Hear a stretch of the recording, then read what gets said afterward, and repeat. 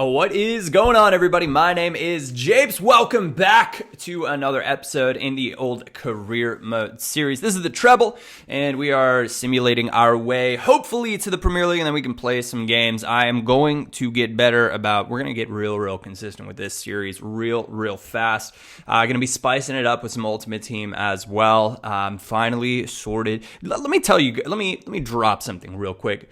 When and if you guys ever decide to get married, do not look forward to planning a wedding. That is all that I'm going to say on that subject, but it had to be said. There are all sorts of expectations that all sorts of different people have, and it is a cornucopia of different ideas that you have to somehow mesh together to be this one wonderful thing. So that's my 2 cents on that. We're going to be moving on into the series right now. We are in the month of, I think we're in March, February. I'm not quite sure, but today's topic for discussion is going to be how wild of a summer transfer window I think it is going to be this summer. There are managers on the move, and there are players turning down contracts, so there are going to be players on the move, and where they will go is truly going to be interesting to watch, because you also have, your transfer bans and all sorts of different things like that. On the players that have turned it down, Gundogan has turned down a contract extension with Dortmund. Chances are that man is going to be on the move. Is it going to be Real Madrid? Is it going to be Manchester City? Those would be the front runners. Is there going to be another dark horse that comes in there out of nowhere? I don't know. On the topic of Manchester City, what if they don't finish top 4? I was thinking about this the other day and chatting on Twitter. What if they do not finish top 4? And speaking of Twitter, before I go on to my thoughts on that, if I tweet about something that's in a game or drop an idea about something that's happening in the footy world, feel free to tweet me back. If you have a clever, or not like a clever response, but have a true question or spark some sort of debate or have, a differing viewpoint, if you present it well and not just like an obnoxious, if you're just being a jerk to be a jerk on Twitter, I'm probably not going to respond to you. But if you truly have a point that you want to make and you got something to back it up, chances are I will respond to you. So my Twitter's AirJapesPV. Feel free. You can always tweet me there. But on Twitter, I was like, what if Manchester City does not finish top 4? Would Pep snub City? Because can you imagine Pep not playing in the Champions League or not managing a Champions League club? I can't. I just can't. I'm really disappointed. After watching Bayern versus Dortmund, I'm really disappointed that he's leaving. And that's because it's all summed up. And at the end of the match, he goes up to Kimmich. And Kimmich, the 21-year-old, who's really more of a central midfielder, holding midfielder, playing center back, out of position. The man only stands 5'9.5", and he's had to deal with the likes of Marco Reus, Aubameyang, Mkhitaryan for 90 minutes, and Pep goes up, and it looks like he's just giving him an earful. But it's because he wants perfection, and he wants the best out of his players always, and there's always an opportunity to learn from what's happened. And Pep absolutely loves Kimmich to death. He's come out and he said it a million times that the scout, whose name is eluding me right now, and I should really know, who said you should really go out and buy Kimmich, he has praised him for doing that. And what a wonderful player he's been for Bayern so far. And still, the man is mature beyond his years. It's absolutely amazing. Love watching players like that, but neither here nor there. Well, that'll segue into, we're going to go back to transfer stuff, don't worry. But watching the Manchester United match, the goal that Rondon scored, what on earth was Daley Blind doing? He left him wide open. And this circles back in with Twitter as well. You guys, somebody said to me, Japes, he's playing out of position. That's to be expected. And I was like, no. In my mind, that is unacceptable. Marking in the box it's not like Daley Blind does not do that when he plays left back. He keeps his mark there, and playing as like a holding midfielder as well, chances are you're doing some marking up in the box. how he managed to lose Rondon that badly or give him that much space. It's like he just decided to, I don't know. It was bizarre to watch.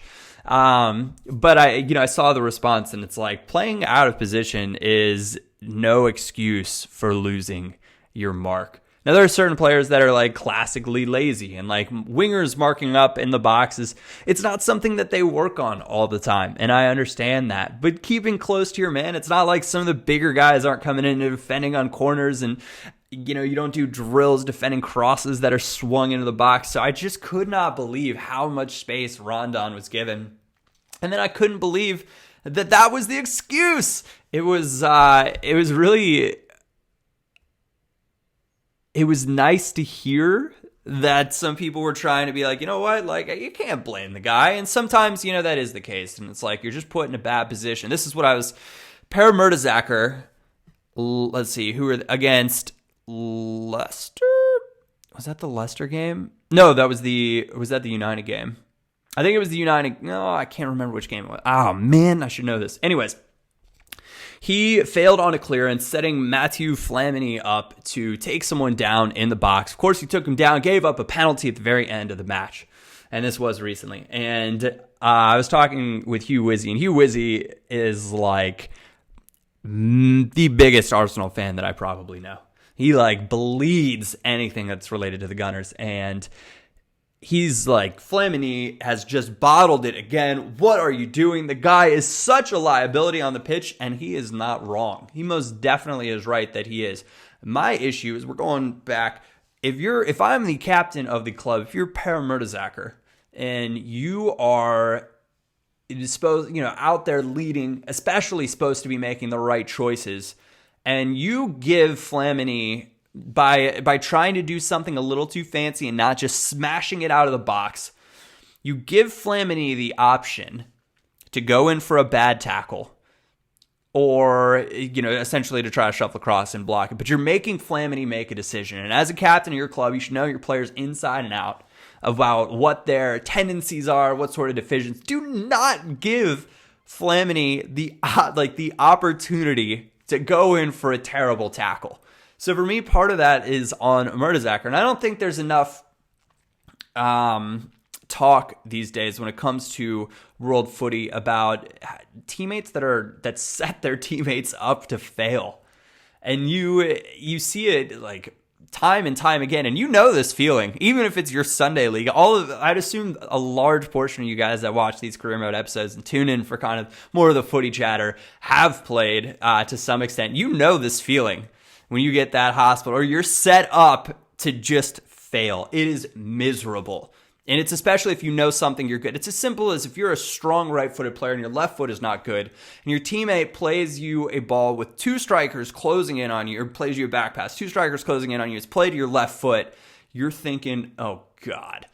This is like, you're just not set up to fail. If it's on your right foot, fine. You can swing it around the back, easier clearance out, play it back to the keeper. You're just more comfortable that way. It's played on your left, and you're thinking, oh gosh, right?